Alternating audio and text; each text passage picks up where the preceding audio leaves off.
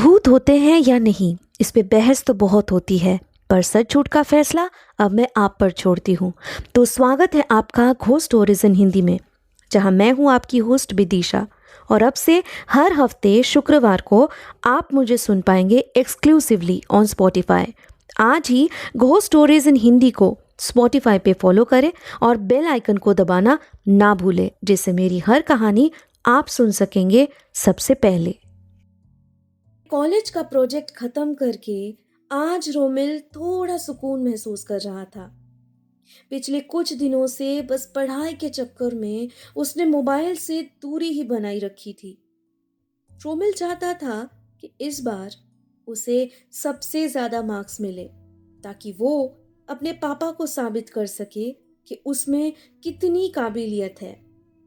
आए दिन उसे बस उनसे ताने ही मिलते आए हैं, इसलिए इस बार रोमिल ने अपना मन बना ही लिया था कि वो कुछ करके दिखाएगा। तो आज से उसका वैकेशन स्टार्ट हो चुका था। खाली वक्त में बैठे हुए रोमिल ने सोचा कि क्यों ना इंस्टाग्राम ऐप को दोबारा इंस्टॉल किया जाए।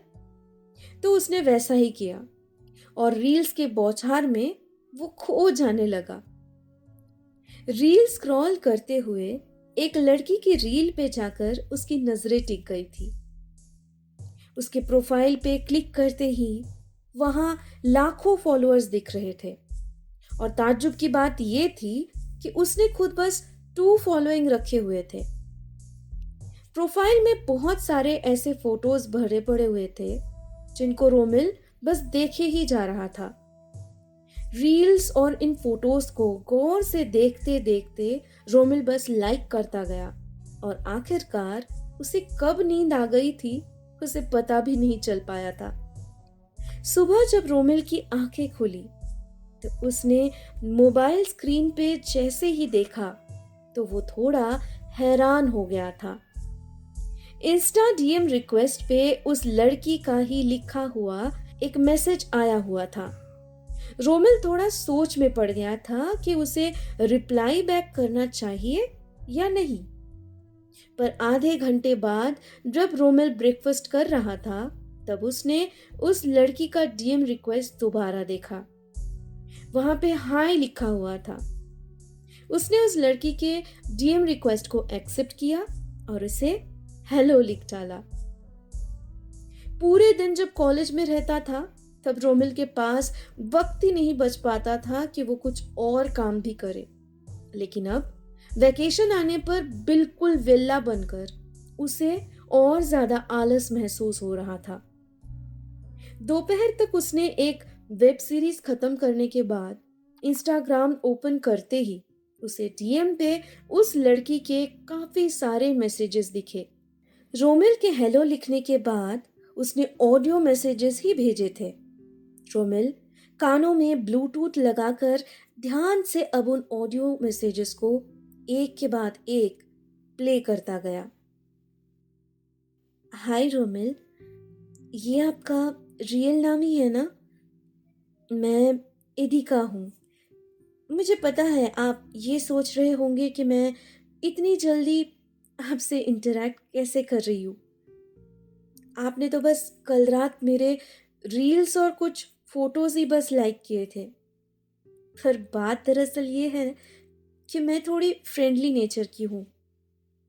I am single child and मेरे पेरेंट्स हमेशा अपने काम में बिजी रहते हैं।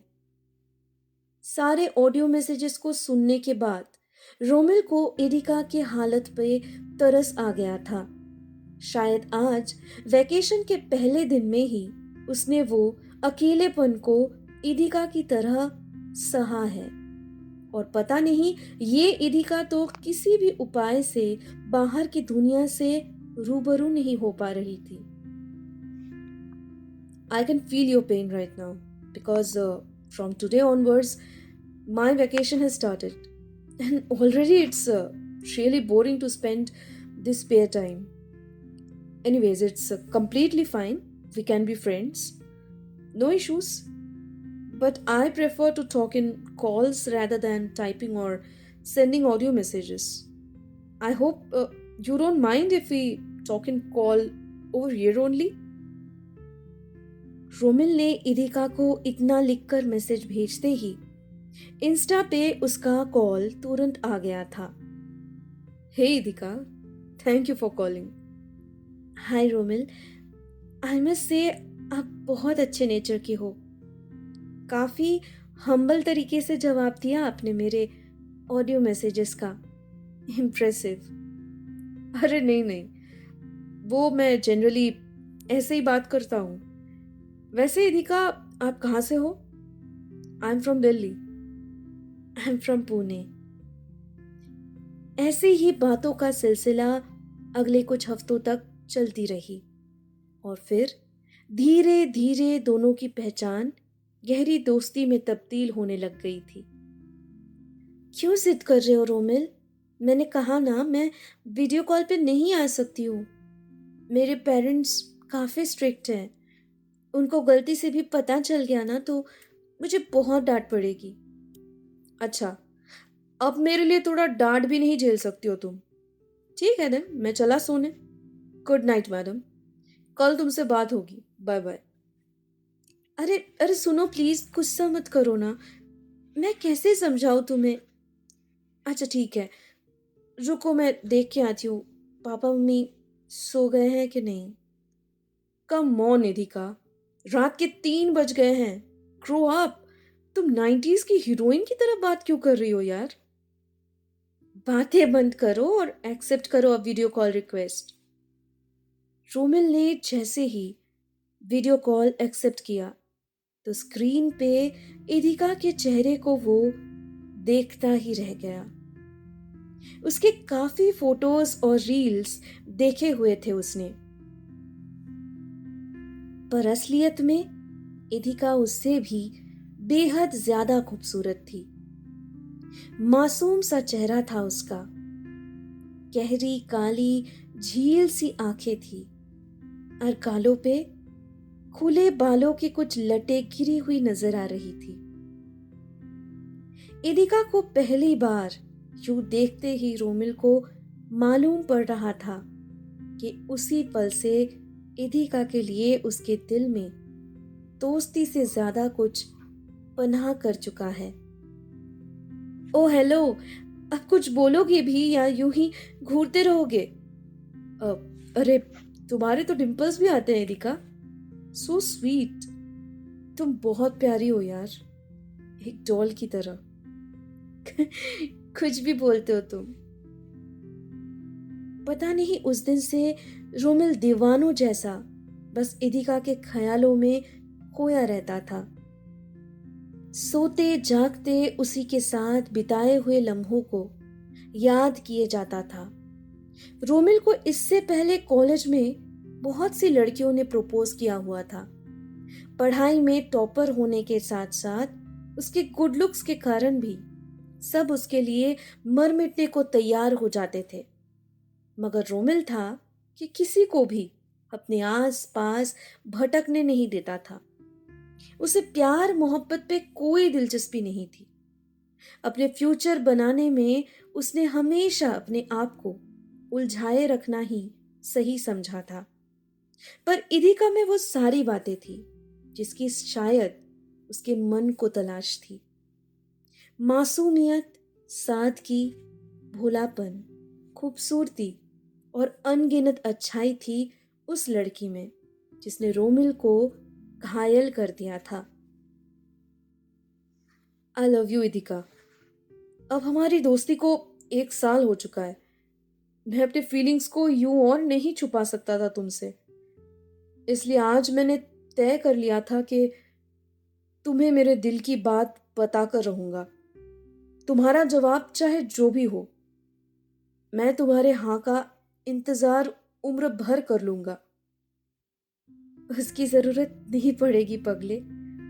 मैं भी तुमसे बहुत प्यार करती हूँ, पर डरती थी कि कहीं तुम मुझे ठुकरा ना दो। कहीं कल तुम मुझे ये ना कहो कि तुम किसी और के। नहीं दिखा, मैं बस तुम्हारा ही हूं और हमेशा तुम्हारा ही रहूंगा। Trust me. रोमिल ने वैलेंटाइंस वीक को सेलिब्रेट करने का पूरा इंतजाम कर लिया था। पहली बार जिंदगी में उसने ये जाना कि वैलेंटाइंस डे के पहले इतना सारा डे सेलिब्रेट किया जाता है। उसने हर दिन के लिए इदिका के घर पे सरप्राइज गिफ्ट्स भेजना शुरू कर दिया था। इदिका हर रोज गिफ्ट पाने के बाद रात होने का इंतजार करती थी और वीडियो कॉल पे उसके गिफ्ट को अनरैप करते हुए खुशी से बच्चों की तरह कभी उछलती थी तो कभी आंसू बहाया करती थी। एक दिन बातों बातों में रोमिल से रहा नहीं गया और उसने सीधे मुंह इदिका से पूछ लिया कि कब वो दोनों मिलने वाले हैं। मुझसे और तुम्हारे यूं उदास हो जाना, दूरी बनाए रखना सहा नहीं जा रहा। मैं तुमसे मिलना चाहता हूं। बताओ कब आओगी तुम, या कहो तो मैं ही आ जाऊं तुमसे मिलने। नहीं नहीं नहीं, मैं तुम्हें पहले ही कई बार मना कर चुकी हूं। अगली बार ऐसा कहोगे तो बात करना ही बंद कर दूंगी तुमसे। इदिका की दी गई चुनौती को अनसुना करके ही रोमिल ने अगले दिन फ्लाइट बुक कर ली थी। बिना उसे इत्तला किए उसके घर के दरवाजे पर जाकर दस्तक देने लगा रोमिल। इतना उसे मालूम था कि उसके पेरेंट्स उनके रिश्ते के बारे में जानते ही भड़क उठेंगे, क्योंकि इदिका के कहने के मुताबिक उन्हें प्यार के नाम से भी नफरत थी। आई एम सॉरी अंकल जी, मैं जानता हूं ऐसे अचानक से आपके घर आकर अपने और इदिका के रिश्ते के बारे में बात करना भी थोड़ा अजीब लग रहा होगा आप लोगों को। मैं इदिका को पिछले 1 साल से जानता हूं। हमारी पहचान कब दोस्ती से प्यार में बदल गई, इसका हमें भी पता नहीं चल पाया था। मैंने अपने पेरेंट्स को वैसे सब कुछ बता दिया है। जल्दी वो आपसे इस बारे में बात कर लेंगे, पर मैं चाहता था कि पहले मैं खुद आपसे आकर मिलूं। आप मुझसे कुछ भी सवाल पूछ सकते हैं जिससे आपको तसल्ली हो कि मैं इदिका के लायक हूं। इदिका के माँ बाप एक दूसरे की शक्ल देखते रहे, मानो उन्हें ये सब सुनकर गहरा सदमा पहुंचा हो। रोमिल को खुद अब अपने आप पर शर्मिंदगी महसूस हो रही थी। काश कि उसने एक बार आने से पहले इदिका को कह दिया होता तो वो अपने पेरेंट्स को कुछ हद तक हालात को समझा कर रख पाती। रोमिल को अब इदिका को खोने का डर सताने लगा। कहीं ऐसा न हो कि हमेशा के लिए इदिका के पेरेंट्स उससे रोमिल को जुदा ही कर दे। देखो बेटा, हमें नहीं पता कि तुम इदिका से कैसे और कहाँ मिले होगे, पर जो भी तुम कह रहे हो वो सरासर नामुमकिन है। अंकल प्लीज ऐसा मत कहिए। आप बस एक बार इदिका से भी पूछ लीजिए। मैं उसे बहुत खुश रखूंगा। मुझे कोई जल्दबाजी नहीं है।